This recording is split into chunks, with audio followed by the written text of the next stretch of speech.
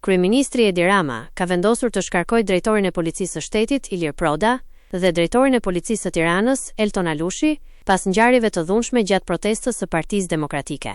Vendimi vjen si pasojë e mosmarrjes së masave për të garantuar rendin publik dhe për të mbrojtur jetët e qytetarëve dhe artistëve që ndodheshin brenda vilës së ish kryetarit të shtetit, Enver Hoxha, ku u hodhën molotov. Protesta e organizuar nga Partia Demokratike dje në Tiranë përfundoi me përplasje të dhunshme, duke rrezikuar seriozisht jetën e artistëve dhe punonjësve brenda vilës historike të Enver Hoxhës, e cila sot funksionon si qendër kulturore.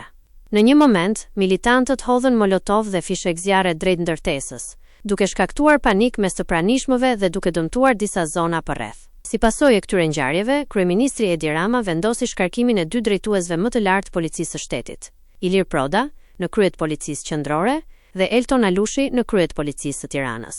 Arsyeja e dhënë nga qeveria është mosgarantimi i rendit publik dhe vënia në rrezik e jetëve të qytetarëve dhe të personave që ndodheshin në vendin e ngjarjes. Pas shkarkimit, drejtimin e policisë së shtetit e mori komandanti Sokol Bishga, ndërsa ende nuk është bërë e ditur se kush do të marrë detyrën e drejtorit të policisë së Tiranës.